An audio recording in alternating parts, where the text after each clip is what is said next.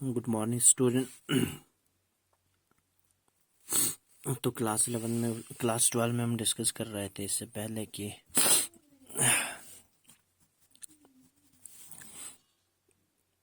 जो आपका internal resistance EMF और पोटेंशियल डिफरेंस हमने उस वक्त डिस्कस किया। आज हम देखते हैं टू डिराइव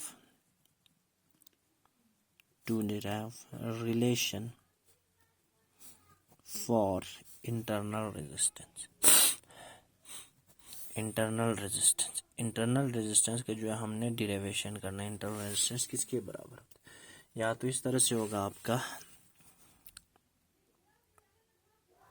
ठीक है, पहले हम इसको डिराइव कर देंगे, बाद में हम इस पर डिस्कस करेंगे, ठीक है ना। तो ये होगा, तो आप लोगों का इंटरनल रेजिस्टेंस के जो हमने डिराइवेशन निकालना है, ठीक है। तो हमें पता है एक फॉर्मूला उस वक्त इससे पहले वाले लेक्चर में हमने डिस्कस किया था। जो ईएमएफ आता था वो आता था आपका V प्लस आई आर। ये आर क्या होता था? आपका इंटरनल रेजिस्टेंस, ठीक है ना। अब यहां से इस तरह से लिख सकते हैं आप, E minus V is equal to आपका क्या आएगा? I R. ये आएगा E minus V is equal to I R. E minus V is equal to R, तो ये नीचे क्या आएगा? आई, ठीक है, ठीक। तो means R is equal to E divided by I minus V divided by I. ये आएगा R is equal to V E divided by I minus V divided by I, ठीक।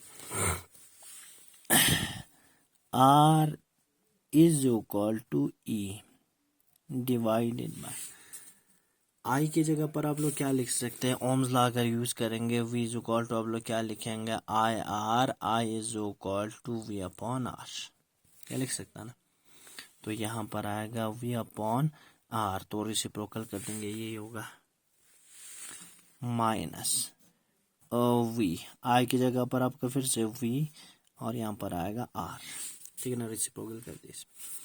तो आर का जो वैल्यू आएगा वो वैल्यू होना चाहिए E divided by V minus R, sorry यहाँ पर आर, ये माइनस नहीं है ना, इनटू आर माइनस, ये क्या बनेगा आपका? आर।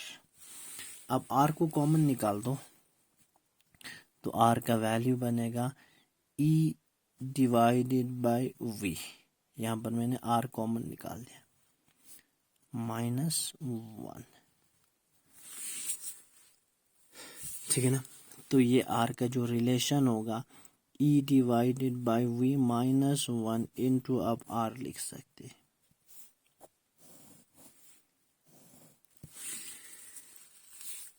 क्वेश्चन आ सकते इस तरह से, to derive relation for internal resistance आ सकता है, या इस तरह से लिख सकता है आपका, to prove that R is equal to E divided by V -1 into are.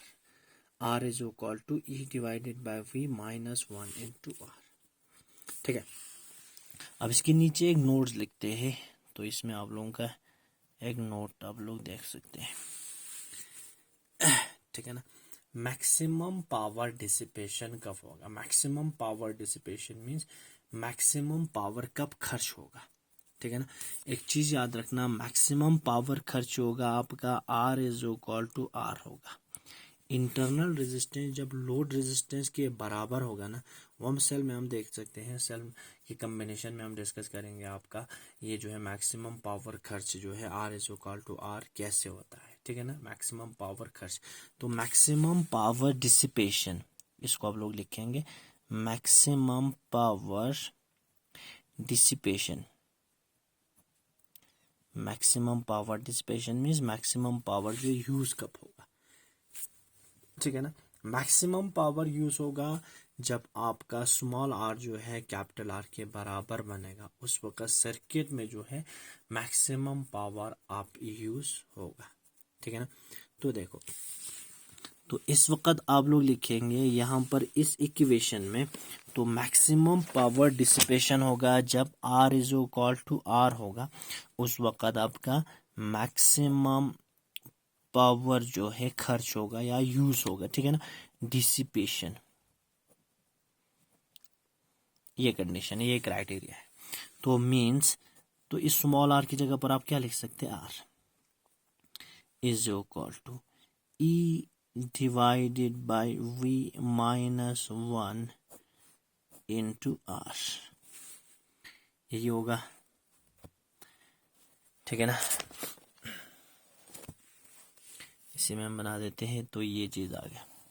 तो देखो अब इस R के नीचे इस R को डिवाइड में लेके आओ, तो आपका क्या बनेगा, R divided by R is equal to R divided by R E divided by V minus 1, E divided by V minus 1। तो इन दोनों को आप कैंसिल करो, क्या रहेगा, 1 is equal to E divided by V minus 1, ठीक है। या इसको आप लोग लिख सकते हैं जो स्पेशल केसेस है ना, स्पेशल केसेस आपका एक जो है कब आएगा, जब यहाँ पर R is equal to R जो है मैक्सिमम पावर डिसिपेशन, ठीक है ना। तो यहाँ पर देखो 1 प्लस 1, इसको इस साइड लेके आओ, E divided by V, 1 plus 1 is equal to E divided by V। तो यहाँ पर क्या बनेगा, 2 is equal to E divided by V, 2 is equal to E divided by V, ठीक है ना। तो मीन्स इस V को इधर लेके आओ, V is equal to E divided by 2,